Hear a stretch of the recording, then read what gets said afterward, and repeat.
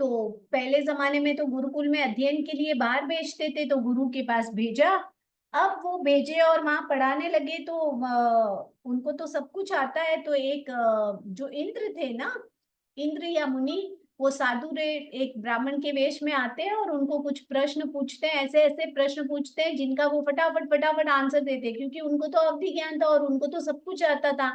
फिर वो गुरु खुद ही बोले कि भाई नहीं, तुमको शिक्षा की कोई जरूरत नहीं है, तो वो वहां से आ गए। आखिर अध्यापक ने कहा आप स्वयं सिद्ध है, आपको पढ़ने की कोई आवश्यकता नहीं है। अब बड़े हो गए। अब वो जब गर्भ में थे, ये स्टोरी आप सबको पता है कि उन्होंने क्या प्रतिज्ञा की थी गर्भ में। जब वो 2 दिन हिले डुले नहीं कि मेरी माँ है ना, बहुत माँ को पीड़ा हो रही है, तो वो बोले नहीं दूं।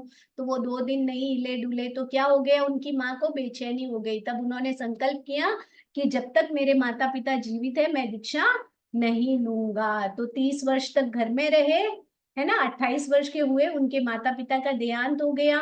फिर 2 वर्ष तक उनके भाई ने आज्ञा नहीं दी। क्या हो गया, फिर वर्षी दान किया 2 वर्ष तक, है ना। फिर उन्होंने 30 वर्ष की अवस्था में दीक्षा ली। 12.5 वर्ष का साधना काल चला और 30 वर्ष का उनका केवल ज्ञान वाला तीर्थंकर पद पर विराज कर तीर्थ की स्थापना कर देशना दी। अब इनका यौवन आया और विवाह हुआ। वे सहज विरक्त थे और उनके विवाह की इच्छा थी नहीं, लेकिन माता पिता के आग्रह से उन्होंने विवाह किया। विवाह किससे किया, उन्होंने विवाह किया है श्वेतांबर साहित्य के अनुसार क्षत्रिय कन्या यशोदा के साथ उनका विवाह हुआ। और उनके प्रिय दर्शना नामक एक कन्या हुई, जिसका विवाह सुदर्शना के पुत्र, सुदर्शना कौन थी, उनकी बहन। पहले जमाने में ऐसे ही शादियां करवा देते थे, बहन की, भाइयों की, आजू बाजू वाले, है ना। तो उनका विवाह सुदर्शना के पुत्र आपके भांजे जमाली के साथ में हुआ। जो जमाली बाद में अलग हो जाता है ना, भगवान के गलत प्ररूप ना करके निन्नो बना ना, तो जमाली के साथ हुई। उनके शेषवती नामक एक यशस्वती नाम की दोहित्री यानी देवती हुई। यानी इनके जो बेटी थी प्रियदर्शना, उसकी भी एक बेटी हुई थी। और बाद में वो दोनों भी दीक्षा ले लेते हैं भगवान के पास ही, जमाली और प्रियदर्शना। ये दोनों भगवान के पास दीक्षित होते हैं। फिर भगवान से वो जमाली अलग हो जाता है, तो प्रियदर्शना भी चली जाती है अपनी सतियों के साथ में।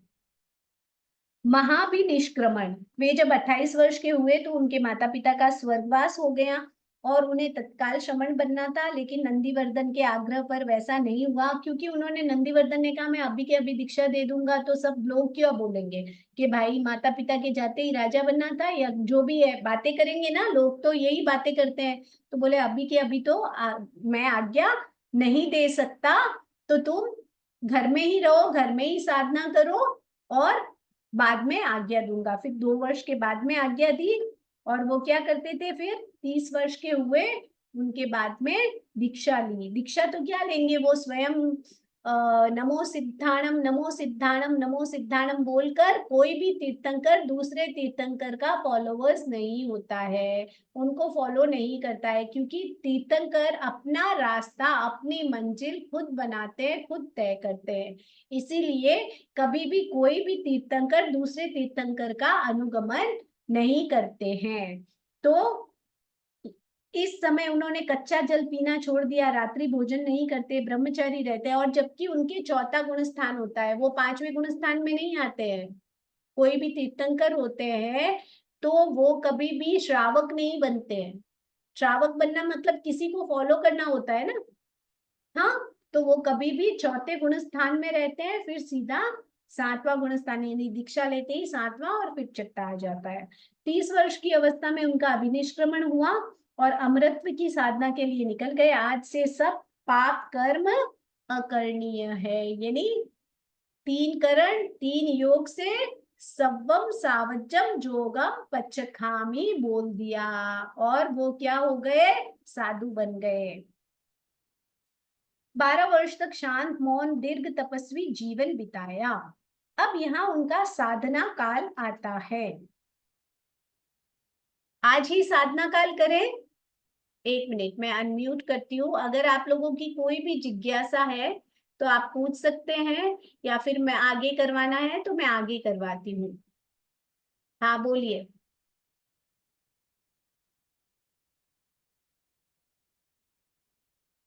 बोलिए। साधना काल करवा दीजिए। ठीक है, कोई प्रश्न? ओके, ठीक है, मैं कंटिन्यू करती हूँ। प्लीज म्यूट हो जाइए, या वापस से म्यूट करूँ?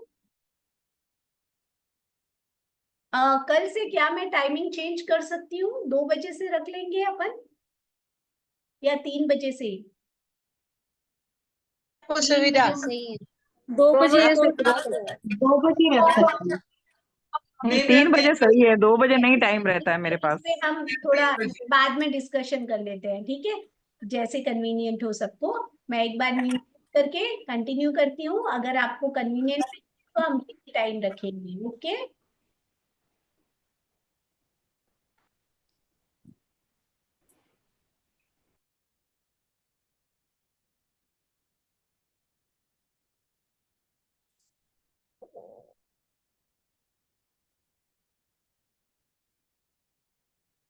यस। अब साधना और सिद्धि, दीक्षा ले ली, 12.5 वर्ष का संयम काल। भगवान ने क्रियावाद, अक्रियावाद, अज्ञानवाद, विनयवाद, सभी वादों को जाना, फिर अपना मार्ग चुना। अब भगवान के समय में क्रियावाद, अक्रियावाद, विनयवाद, अज्ञानवाद, यहाँ पे सबके अपने अपने मत चलते थे। तो कोई कुछ मानता था, कोई कुछ मानता था। तो भगवान को अब समझ में नहीं आ रहा था कि जाऊं तो कहाँ जाऊं, कौन सा रास्ता चुनूं। प्लीज, टाइम के लिए हम बाद में डिसाइड करेंगे, एक बार स्टडी कर लें, ठीक है? ओके। तो अब वे स्वयं संबुद्ध हो गए। भगवान निर्ग्रंथ बनते ही अपनी जन्मभूमि से चल पड़े। हेमंत ऋतु थी, भगवान के पास केवल क्या था? एक देवदुष्य वस्त्र। ये ऐसा रेशम का वस्त्र होता है, बहुत बहुमूल्य होता है, जो देवता प्रदान करते हैं। किसको? तीर्थंकर को। जब जब तीर्थंकर मुनि बनते हैं तो देवता उन्हें लिंग, लिंग कहा जाता है उसे, यानी वेश प्रदान करते हैं, यानी एक वस्त्र देते हैं। कई बार आपने एक फोटो में देखा होगा ना, एक पट्टी जैसा वस्त्र रहता है, तो देवता उन्हें वो वेश दे, मतलब वो देते हैं। तो भगवान 13 महीनों तक, यहाँ पे क्या था? भगवान ने नहीं सोचा कि सर्दी में मैं ये वस्त्र पहनूं। कष्ट सहिष्णु थे, 13 महीनों तक वह वस्त्र भगवान के पास रहा। फिर उसे छोड़ भगवान पूर्ण अचेल बन गए। कहते हैं कि वो वस्त्र ऐसे अटकते अटकते, फटते फटते, वो 13 महीने में पूरा वस्त्र ही निकल गया। तो उनको, भगवान को वस्त्र की वैसे आवश्यकता थी नहीं, दिया तो रख लिया और नहीं दिया तो कोई प्रॉब्लम नहीं, क्योंकि वो तो अचेलक ही थे। अचेलक मतलब वस्त्र रहित, जिनके पास कोई वस्त्र नहीं हो वो अचेल कहलाते हैं। भगवान प्रहर प्रहर तक किसी लक्ष्य पर आंखें टिकाकर ध्यान करते। इसे त्राटक कहते हैं या अनिमेष मुद्रा कहते हैं। अनिमेष जिसमें पलक नहीं झपकाना, और आंख खोलकर कंटिन्यू, भले आंख में कचरा जाए, पानी आए, कुछ भी आए, आंखें टिकाकर ध्यान करना, इसे अनिमेष मुद्रा कहते हैं। उस समय गांव के बाल बच्चे उधर से आ निकल रहे थे, उधर से आ निकलते, और भगवान को देखते ही हल्ला मचाते, चिल्लाते, फिर वे स्थिर हो जाते, ध्यान लीन हो जाते थे। मतलब कितना भी शोर शराबा करते, फिर भी भगवान अपने ध्यान में स्थिर रहते थे और अपने ध्यान में रहते थे। भगवान को प्रतिकूल कष्टों की भांति अनुकूल कष्ट सहने पड़े। अभी प्रतिकूल और अनुकूल क्या होता है? अनुकूल यानी जिसमें कोई ऐसे शारीरिक कष्ट उत्पन्न नहीं होता है, लेकिन क्या होता है, जैसे स्त्री का संयोग हो गया, वो अनुकूल हो गया ना। तो अभी स्त्री है, वो विचलित कर ले तो उनका ब्रह्मचर्य भंग हो सकता है ना। तो ये अनुकूल परिचय होता है। तो यहाँ पे भगवान जब कभी जनाकीर्ण बस्ती में ठहरते, उनके सौंदर्य से ललचा अनेक ललनाएं उनका प्रेम चाहती, मतलब अनेक स्त्रियां आती थी उनके पास, और वो तीर्थंकर जन्म से इतने सुंदर होते हैं ना, उनका समचतुरस्र संस्थान होता है, उनके बाल नाखून आदि नहीं बढ़ते हैं, उनका हमेशा फेस एकदम, उनका सौंदर्य अलग ही होता है, क्योंकि उनके जो 34 अतिशय 35 वचनातिशय होते हैं ना, 34 अतिशयों में उनकी शारीरिक संरचना भी होती है कि वो एकदम हष्ट पुष्ट होंगे, वज्र ऋषभ नाराज संगनन होगा। आजकल 6 पैक 8 पैक्स बनाते हैं ना, उनके ऑलरेडी पैक्स ही पैक्स होते हैं, वैसे ही होते हैं। उनके नाखून नहीं बढ़ते हैं, बाल नहीं बढ़ते, दाढ़ी मूछें नहीं बढ़ती है, एक लिमिट में रहती है। दिखने में हमेशा वो इतने सुंदर दिखते हैं, उनकी आभा मंडल इतना पवित्र होता है, वो चमकते रहते हैं, ऐसे लगता है। तो बहुत सारी स्त्रियां जो होती थी ना, उनसे अट्रैक्ट होते, उनके पास आती थी। तो ये अनुकूल परिचय हो गया, ठीक है। भगवान उन्हें साधना की बाधा मान परहेज करते हुए स्व प्रवेशी यानी आत्मलीन रहते थे, कुछ नहीं बोलते थे, आत्मा में लीन रहते थे। साधना के लिए एकांतवास और मौन आवश्यक है। जो पहले अपने आप को न साधे वह दूसरों के हित को नहीं साध सकता, स्वयं अपूर्ण पूर्णता का मार्ग नहीं दिखा सकता। बहुत बड़ी बात कही है। तो यहाँ पे एक कहावत याद आती है कि खुद गुरुजी बैंगन खाए दूसरों को उपदेश दे।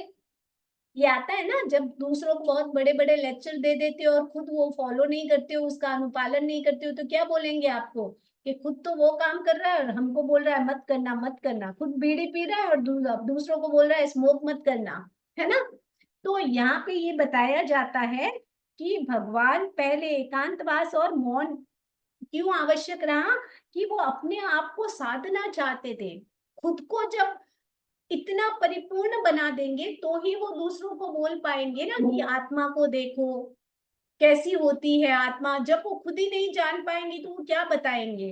तो पहले उन्होंने अपने आप को साधा, फिर दूसरों को बताएंगे। तो स्वयं अपूर्ण पूर्णता का मार्ग नहीं दिखा सकते। जो खुद ही नहीं कर रहा है तो वो दूसरों को कैसे बना सकेगा परफेक्ट। पहले खुद को परफेक्ट बनना पड़ता है। भगवान गृहस्थों से मिलना जुलना छोड़ ध्यान करते, पूछने पर भी नहीं बोलते। कोई आदमी भगवान को मारते पीटते, कई आदमी भगवान को मारते पीटते, किंतु उन्हें भी वे कुछ नहीं कहते। भगवान वैसी कठोर चर्या में रम रहे थे जो सबके लिए सुलभ नहीं थी। छाती में मुक्का मारे, कुछ भी करे, उनके पैरों में खीर पकाई, सिर पे पकाई, कानों में कीले ठोके, उनको बांधा, उनको मारा, उनको कुछ भी किया, किसी को कुछ नहीं बोलते थे। क्यों? उनको तो कर्मों को काटना था और उनको पता था कि मैंने जितने कर्म बांधे हैं मुझे इसी भव में भोगने हैं, इसी भव में काटने हैं। जो मैंने किया है वो मुझे ही भरना है। इसीलिए वो सब बातों को, जितने भी कष्ट आए, अनुकूल प्रतिकूल जितने भी कष्ट आए, सबको संभाव से सहन करते, कभी कुछ भी नहीं बोलते थे। कुछ भी, क्यों मारा ये भी नहीं, मत मारो ये भी नहीं, बचते भी नहीं थे। खुद जो मार रहे मारते रहे, खड़े हो गए सीधे। खुद का बचाव भी नहीं करते थे। श्रमण महावीर कभी पढ़िएगा, बहुत गहरा है उसमें। भगवान असहाय कष्टों को सहते, कठोरतम कष्टों की वे परवाह नहीं करते। व्यवहार की दृष्टि में जीवन नीरस था, मतलब उनकी कोई था ही नहीं। अपने में रहते, ध्यान करते, मौन करते, साधना करते। और उनके अधिकतर तो तपस्या ही चलती थी, क्योंकि उनकी जगन्य तपस्या मिनिमम टू मिनिमम, उनकी सारी तपस्याएं 24 हुई है। उन्होंने TVR कभी किया ही नहीं है, और मिनिमम टू मिनिमम बेला किया है उन्होंने, उपवास कभी किया ही नहीं उन्होंने अपनी लाइफ में। और मैक्सिमम 6 महीने 25 दिन की बड़ी तपस्या है उनकी लाइफ की। 6 महीने 25 दिन तक बिना आहार बिना पानी के रहे हैं। तो वो जितनी भी तपस्या करते थे वो सब 24 करते थे। और कहते हैं 12 वर्ष के साधना काल में 1 साल जितना भी भोजन नहीं खाया। 350 डेज अप्रोक्स कुछ आते हैं, आगे आएगा आपके, ठीक है। वे नृत्य और गीतों से जरा भी नहीं ललचाते। दंड युद्ध, मुष्टि युद्ध आदि लड़ाइयां देखने को भी उत्सुक नहीं होता। मतलब उनका जीवन इतना नीरस हो गया, उनको ना म्यूजिक अच्छा लगता, न डांस, न स्केट, कुछ भी, कोई कुछ भी कर ले, उनको तो अपनी ध्यान और अपनी साधना। लगभग वो अपने ध्यान में रहते, जब भी नींद आती उठ खड़े होते और चलते रहते, फिर वापस ध्यानस्थ हो जाते थे।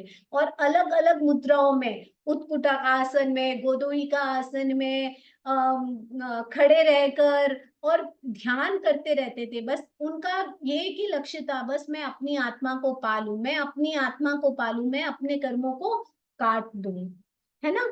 तो उनका लक्ष्य क्या था? सिर्फ एक ही लक्ष्य था, अपनी आत्मा को पाना है। भगवान स्त्री कथा, भक्त कथा, देश कथा, राज कथा में भाग नहीं लेते, उन्हें मध्यस्थ भाव से टाल देते थे। वे सारे कष्ट, अनुकूल प्रतिकूल, जो साधना के पूर्ण विराम है, भगवान लक्ष्य च्युत नहीं कर सकते। वे उनको, भगवान को लक्ष्य च्युत यानी लक्ष्य से नहीं भटका सके। चाहे कोई कहीं कितना भी कुछ भी कर ले, कहीं अच्छा चल रहा है, बुरा चल रहा है, कोई मार रहा है, या कोई अनुकूल प्रतिकूल जितने भी परिचय आए, सबको संभाव से सहन कर रहे हैं, और उनको कोई भी ऐसा परिचय नहीं था जो लक्ष्य से भटका सके। भगवान ने विजातीय तत्व, पुद्गल आसक्ति को न शरण दी न शरण ली, निरपेक्ष भाव से जीते रहे। अब यहाँ पे एग्जाम्पल आता है, जैसे पहली बार जब दीक्षा का प्रथम वर्ष था, तो वो किसी क्या बोलते हैं, गुरुकुल वास रहता है ना, तो वहां पे गए थे, आश्रम में। तो वहां पे एक आश्रम में एक झोपड़ी दे दी रहने के लिए गुरु ने। तो फिर वो काफी दिन उसमें रहते थे। उनका तो लक्ष्य क्या था? बस ध्यान करना, और बस ध्यान करना, आत्मा में रहना, उनका यही था। मौन रहते, ध्यान करते। अब उन्होंने, वो गुरुजी और शिष्य बाकी सब थे, वो बोले अरे ये तो अपनी सार संभाल भी नहीं करता, सफाई भी नहीं करता है, ये नहीं करता, वो नहीं करता है। तब से उन्होंने ठान लिया है, ना तो मुझे कहीं रहना है, ना मुझे किसी के पास रहना है। ये सब परिग्रह हो जाता है, फिर सार संभाल ये वो सब होती है। तो वहां पे जो भी विजातीय तत्व यानी पुद्गल जो आसक्ति होती है, उन सारी चीजों से उनका मोह हट गया था। भगवान श्रमण बनने से 200 वर्ष पहले ही अपेक्षाओं को ठुकराने लगे। श्रमण बनने से 2 वर्ष पहले ही, श्रमण बनने से 2 वर्ष पहले ही अपेक्षाओं को ठुकराने लगे, क्योंकि वो 28 वर्ष के हुए, उनके माता पिता जैसे ही दिवंगत हो गए, तो वो क्या करने लग गए? सचित पानी नहीं पीते, रात्रि भोजन नहीं करते थे, ब्रह्मचर्य का पालन करते थे, अपने में ही रहते थे, क्योंकि वो थे तो अनासक्त, उनको अवधि ज्ञान तो था ही, पता तो था ही कि वो भावी तीर्थंकर है, मतलब तीर्थंकर बनने वाले हैं। तो वो शुरू से अनासक्ति रहते थे। तो इसका अभ्यास उन्होंने दीक्षा से पहले ही स्टार्ट कर दिया था। सजीव पानी छोड़ दिया, अपना अकेलापन देखने गए, क्रोध मान माया लोभ की ज्वाला को शांत कर दिया, सम्यक दर्शन का रूप निकर उठा और पौद्गलिक अवस्थाएं हिल गई। भगवान ने मिट्टी, पानी, अग्नि, वायु, वनस्पति, चर जीवों का अस्तित्व जाना, यानी 6 जीवनिकाएं, 5 स्थावर और त्रस्काय। चर जीव मतलब चलने फिरने वाले, त्रस जीव, ठीक है। उन्हें सजीव मान वे उनकी हिंसा से विलग हो गए, विलग यानी अलग हो गए, यानी उनकी 6 जीवनिकायों की हिंसा नहीं करते। ये गृहस्थ की बात है, घर में भी, ठीक है। भगवान ने संसार के उपादान को ढूंढा, यानी संसार भ्रमण का कारण क्या है? उपादान यानी मेन कारण। तो उसके अनुसार उपदी परिग्रह से बंधे हुए जीव ही कर्मबद्ध होते हैं। उपदी परिग्रह यानी जो आवश्यक सामग्री होती है, घर, वस्त्र, खाना पीना, कपड़े, भोजन, रहन, ये जो होता है ना, यही अपने जो परिग्रह होता है ना, इन्हीं से अपना कर्म बंधता रहता है, इन्हीं में अपन रचे पचे हैं।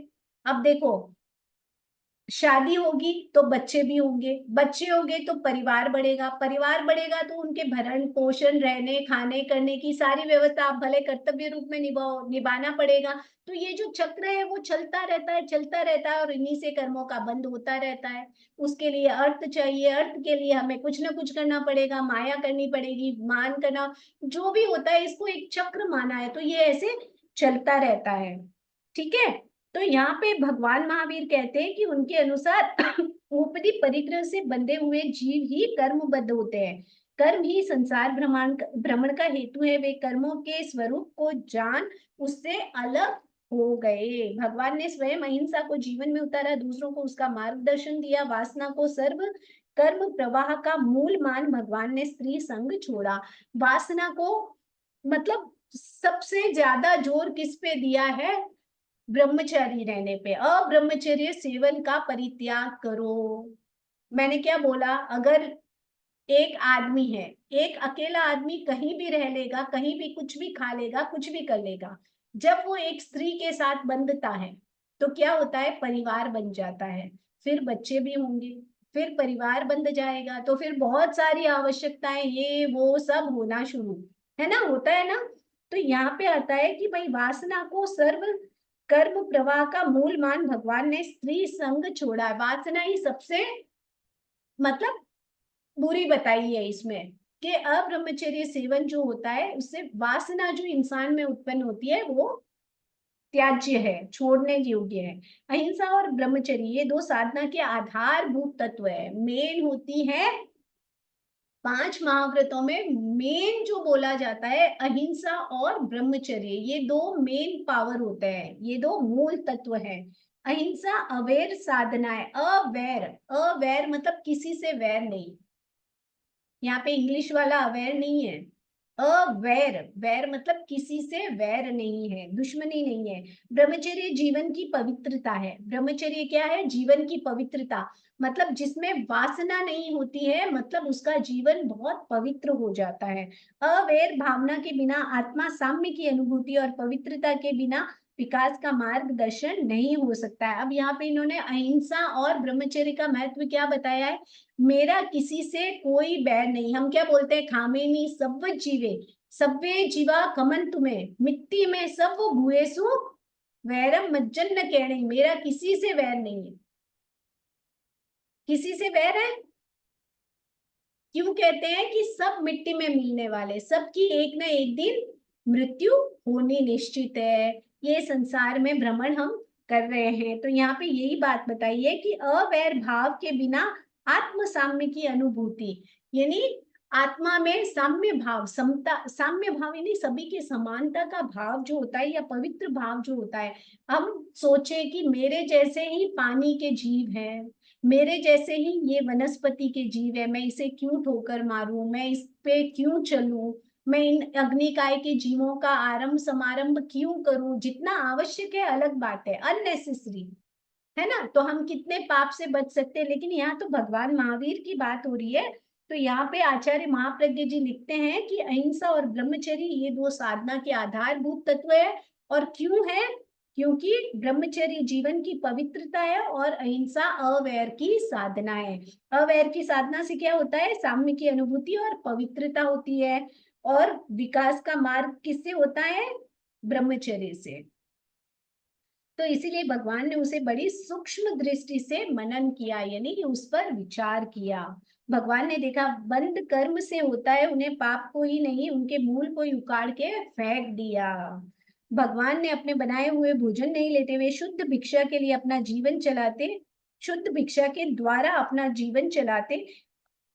आहार का विवेक करना अहिंसा और ब्रह्मचर्य इन दोनों दृष्टियों से महत्वपूर्ण है। आहार क्यों करते हैं साधु,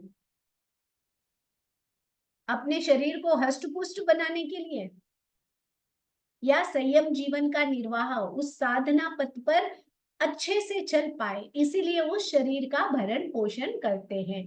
संयम जीवन का निर्वाह निर्बाध गति से हो सके, इसीलिए, क्योंकि अगर वो खाएंगे पिएंगे नहीं तो क्या होगा, थोड़ी टाइम तक चलेंगे, फिर वो शुद्ध ज्ञान की आराधना, ज्ञान दर्शन चारित्र तप की आराधना कैसे करेंगे, इसी शरीर से। इसीलिए इस शरीर का भरण पोषण अनिवार्य हो जाता है। जीव हिंसा का हेतुभूत आहार जैसे सदोष होता है, वैसे ही ब्रह्मचर्य में बाधा डालने वाला आहार भी सदोष होता है। अब यहाँ पे जैसे साधु न तो खुद पकाते हैं, न पकवाते हैं, न पकाने, खुद के लिए निमित्त से पकाया हुआ भोजन लेते हैं, तो आहार जैसे सदोष होता है, तो यहाँ का है ब्रह्मचर्य भी में बाधा डालने वाला आहार भी। अब कुछ ऐसे गरिष्ठ आहार होते हैं, आपको पता है गरिष्ठ आहार क्या होता है,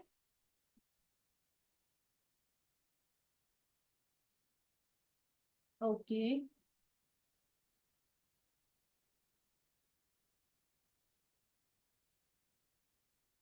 हाँ, गरिष्ठ आहार किसे कहते हैं, क्या चीज? भोजन।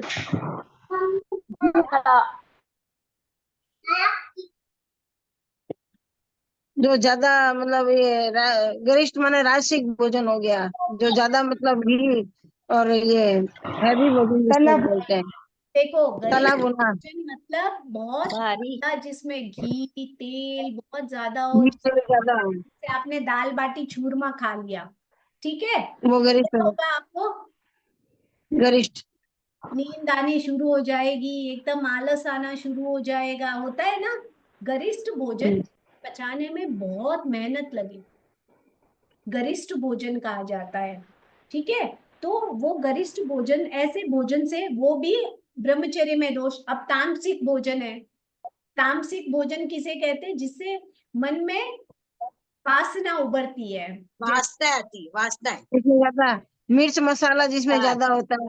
बहुत तेज मिर्च में। एक्चुअली तामसिक आहार उसे कहते हैं, जैसे बैंगन आदि तामसिक होते हैं, लहसुन प्याज ये सब तामसिक होते हैं, तो इनके लिए अच्छा, इन्हें भी छोड़ा जाता है, ठीक है। तो आहार की मीमांसा में अहिंसा विशुद्धि के बाद ब्रह्मचर्य की विशुद्धि की ओर ध्यान दिया देना सहज प्राप्त है। भगवान ने आहार मानी की मात्रा वो जानकार थे, मतलब भगवान को पता था कि मेरी बॉडी चलानी है तो मुझे कितना खाना पीना है, ठीक है। तो इसी हिसाब से वो खाना खाते थे। वो रस गिद्ध से किनारा, मतलब ज्यादा रस में रचे पचे नहीं थे, मतलब मुझे ये वाला चाहिए, मीठा चाहिए, ये चाहिए। रस का मतलब यहाँ पे है, मतलब जो अच्छा भोजन होता है, जीभ को बहुत ज्यादा टेस्टी लगने वाला। अच्छा स्वाद होगा तो स्वाद। ज्यादा खाने की इच्छा होगी। स्वाद अच्छा होगा स्वाद, हाँ, स्वाद वाले नहीं थे, स्वाद विजयी थे, है ना। और जीवनवार में मतलब जहाँ भोजन आदि रहता था, जिसे कई बड़े बड़े खाने आदि होते थे, वहां नहीं जाते जीवनवार में। दुर्भिक्ष भोजन भी नहीं लेते थे। दुर्भिक्ष भोजन मतलब हो जाता है जहाँ बहुत कम खाना है, उनके खुद के ही कम पड़ रहा है, और वो कहाँ, वो क्या लेके आए फिर, तो वहां से भी भोजन। दुर्भिक्ष तो नॉनवेज हो गया, हाँ, नॉनवेज हो गया दुर्भिक्ष। नहीं, दुर्भिक्ष मतलब नॉन वेज नहीं होता है। अभक्ष्य मतलब नॉन वेज होता है। अभक्ष्य जिसे खा नहीं सकते, अभक्ष्य जो खाने योग्य नहीं होता है, ठीक है। तो ये जो वर्ड्स होते हैं, मैं इसीलिए आपको पढ़ के सुना रही हूँ। मुझे लगा मैं शॉर्ट में समझा दूं, लेकिन आपको वर्ड्स के मीनिंग शायद नहीं पता चलेंगे। दुर्भिक्ष माने क्या हुआ फिर? दुर्भिक्ष माने क्या हुआ? दुर्भिक्ष, दुर्भिक्ष मतलब जिसमें भिक्षा बहुत दुर्लभ हो। अकाल पड़ जाता है ना, मान लीजिए आपके खाने के लिए ही दो रोटी बची है, तो आप उसमें से भी एक रोटी दे दोगे तो आप कितना खाओगे, है ना। तो ये वो भी नहीं, अकाल में दुर्भिक्ष हो जाता है ना, यानी वो भिक्षा। वो भी नहीं लेते थे, भगवान वहां वो पे भी नहीं लेते थे। नहीं लेते, मतलब भिक्षा में कम मिलना। है तो वो लेके क्या करेंगे ऐसे, दुर्भिक्ष, है ना। तो ये ठीक, जो हाँ, ओके। टिपिकल वर्ड है, इनके मीनिंग समझिए तो आपकी इजी हो जाएगा। सरस भोजन का संकल्प तक नहीं किया उन्होंने, सरस भोजन का संकल्प तक नहीं किया। वे सदा अनासक्त और यात्रा निर्वाह के लिए भोजन करते थे। मतलब उनको नहीं पता टेस्ट कैसा है, बस अपनी बॉडी को चलाना है, जो मिला खा ले, है ना। भगवान ने अनासक्ति के लिए शरीर की परिचर्या को भी त्याग दिया। वे खाज नहीं खनते, आंख को भी साफ नहीं करते। भगवान संग त्याग की दृष्टि से गृहस्थ के पात्र में भी खाना नहीं खाते और ना ही वस्त्र पहनते थे। देखो, आंख में कचरा चला गया था, पता है सुभद्रा की कहानी, है ना। उस सुबह आता है। वो है ना, जिनकल्पी मुनि होते हैं, और जो तीर्थंकर होते हैं वो शुरू से ही जिनकल्पी होते हैं। तो वो जो होते हैं ना, कल्पातीत, सॉरी, तो वो जो होते हैं, आंख में कचरा घुस जाए तो वो आंख से कचरा खुद कभी नहीं निकालेंगे, ना किसी को बोलेंगे कि मेरी आंख में कचरा है। किसी ने निकाल दिया तो ठीक है, किसी ने कर लिया, किसी ने देखा नहीं देखा, उनको कुछ फर्क नहीं पड़ता। पैर में कांटा चुभा है, जितने भी दिन है वो भले सड़ जाए अंदर कांटा, वो नहीं निकालेंगे, ना किसी को बोलेंगे, है ना। तो ऐसी साधना होती है, तो ऐसे मतलब सहन शक्ति का सहन करते थे। सहन करते थे। हाँ, ऐसे जिनकल्पी साधु तभी होते तो हैं, कर्म, मस्त तीर्थन तभी कर्म करते थे। आचार का पालन करते हैं, इनको जिनकल्पी साधु बोलते हैं। कुछ साधु ऐसे होते हैं जैसे छद्मस्त तीर्थंकर होते हैं ना, जैसा आचार का पालन करते हैं वैसे आचार का पालन करते हैं, उनको जिनकल्पी साधु। इसीलिए वो एक बार अनार्य देश में भी गए थे अपने एक बार कर्मों नहीं, को काटने के लिए। 3 बार गए। 3 बार ऐसे।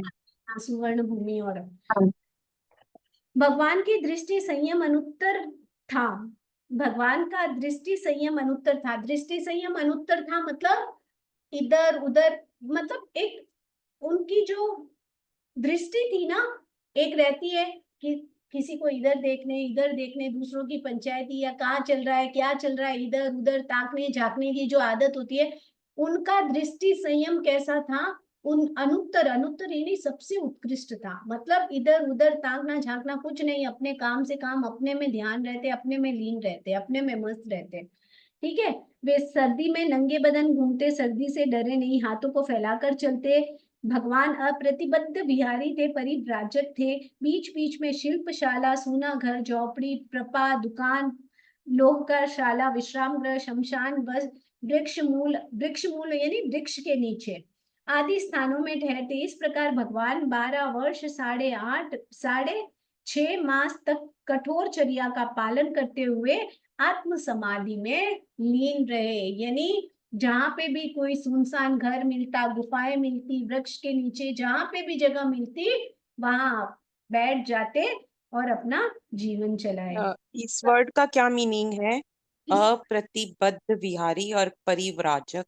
अप्रतिबद्ध विहारी मतलब बिना रुके, कहीं पे ऐसा नहीं कि 1 महीना अच्छी जगह मिली है, आवाज नहीं आ रही आपकी।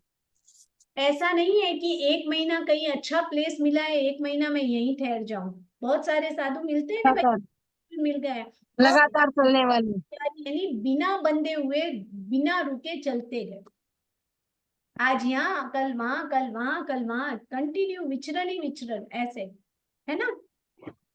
अब चौमासे में तो रुकते ही थे, चौमासा तो रुकते रुकते फिर वो वैसे साधना करते थे, है ना। और क्या पूछा, परिव्राजक, परिव्राजक मतलब होता है साधना करने वाले। ऐसे वो सन्यासी, तापस, अकेले जो परिव्राजक, ऐसे एक आता है। ये जो तापस आदि नहीं रहते हैं, अकेले अकेले घूमते हैं या मतलब ऐसे, तो परिव्राजक मतलब अकेले, तापस जैसे अकेले साधना करने, क्योंकि अभी तो छद्मस्त काल है ना, तो अकेले ही घूमते रहते थे। मैम, प्रपा क्या होता है? क्या? प्रपा, झोपड़ी के बाद में लिखा हुआ है प्रपा। सूना घर, झोपड़ी, प्रपा यानी टूटा फूटा कुछ भी मिलता था ना, वहां पे भी रुक जाते थे। ठीक है, आगे बढ़े। अपने आप में समा गए भगवान दिन रात जागरूक रहते, उनका अंतःकरण सतत क्रियाशील और आत्मान्वेषी हो गया। आत्मान्वेषी मतलब आत्मा का आवेशी, मतलब आत्मा को पाने वाला, आत्मा अपेक्ष खुद में। अपने आप आत्मा की ओर झुकने वाला, आत्मा को पाने के लिए लक्ष्य वो जो रहता है ना, आत्मान्वेषी। तो भगवान अप्रमत्त बन गए, वे भय और दोष कारक प्रवृत्तियों से हट सतत जागरूक बन गए। यानी उनको कोई डर ही नहीं था, उनके पास कुछ था ही नहीं, वो डरेंगे किससे, किसी से नहीं डरते, ना उनको डर था। ध्यान करने के लिए समाधि, आत्मलीनता या चित्त स्वास्थ्य, यातना, जागरूकता ये सहज अपेक्षित है। यानी ध्यान करने के लिए समाधि यानी आत्मलीनता या चित्त स्वास्थ्यता। अब यहाँ पे जो कोई भी ध्यान करता है, आत्मा ध्यान का, समाधि का मतलब क्या हो गया, समाधि यानी अपनी आत्मा में रम जाना, अपने चित्त में रम जाना। तो यातना और जागरूकता ये सहज अपेक्षित है। तो यतना यतना यतना हाँ, मिच्छामि दुक्कडम, यतना मतलब होता है जागरूकता, जागरूकता।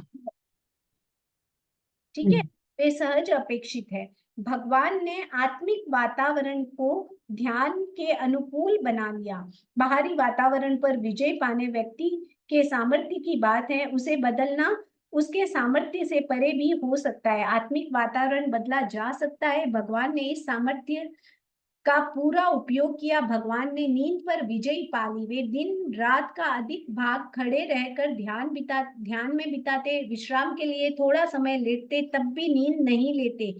जब कभी नींद सताने लगती तो भगवान फिर खड़े होकर ध्यान में लग जाते। कभी कभी तो सर्दी की रातों में घड़ियों तक बाहर रहकर नींद को टालने का ध्यान मग्न हो जाते थे। देखिए, बहुत बड़ी साधना। आखिर औदारिक शरीर थे, छद्मस्त थे, नींद तो आएगी, दर्शनावर्णीय कर्म का उदय था। देखो अभी भी कई लोग उबासी खा रहे होंगे, कुछ लोग सो भी गए होंगे, है ना।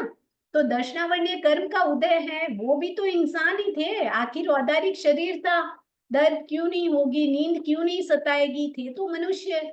लेकिन उन्होंने कंट्रोल किया उसको, है ना। और क्या करते थे, जब भी उनको नींद सताती तो खड़े चलने लग जाते थे, चलने लग जाते थे, है ना। खड़े होके ध्यान में।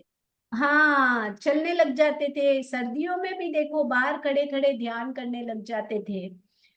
भगवान ने, अब देखो बहुत एक्सट्रीम, अगर अपने को गर्मी लगती है या सर्दी लगती है तो नींद आती है, उड़ जाती है, नींद नहीं आती है।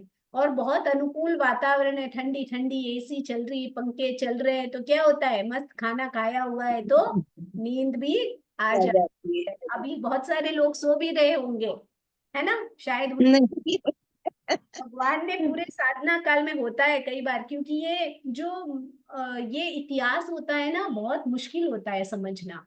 नींद आ ही जाती है, ऐसा लगता है बहुत बोरिंग सा चैप्टर चल रहा है यार, कब कंप्लीट हो जाएगा। लेकिन एक एक अक्षर को समझो, जब मैंने पहली बार पढ़ाना शुरू किया तो मैं खुद 3-3 घंटे पढ़ती हूँ और मुझे ऐसे लगता है अरे यार मुझे ये पढ़ना है, तो ऐसा लगता था। लेकिन सदोष का मीनिंग क्या है, कहाँ पे सही थी।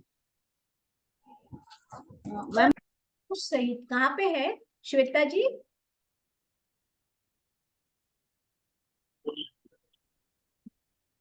ठीक है, आगे बढ़े, नहीं समझ में आया आप क्या पूछ रहे हैं, है ना। फर्स्ट लाइन है। कौन सी वाली फर्स्ट लाइन। पेज 23 का फर्स्ट लाइन है, आहार जैसे सदोष होता है। हाँ, आहार भी दोष होता है ना, ये मैंने समझाया ना। आहार गरिष्ठ आहार होता है। अब यहाँ मुनि के लिए दोष कैसे बताया उन्होंने, कि जो साधु खुद पकवाते या अनुमोदन करते हैं तो आहार दोष हो जाता है ना, वैसे ओके। भी दोष लग जाता है, कैसे गरिष्ठ आहार आदि खाए, आसक्ति आ जाए, तो वो सारी चीजें यहाँ अहिंसा और ब्रह्मचर्य की अपेक्षा से समझाया हुआ है। ओके। ठीक है, आगे चले। तो सही था। भगवान ने पूरे साधना काल में 1 मुहूर्त तक नींद ली है। 1 मुहूर्त मतलब कितना, सामान्य 48 मिनट्स। मिनट, पूरे 12.5 वर्ष में 48 मिनट, वो भी एट अ टाइम नहीं,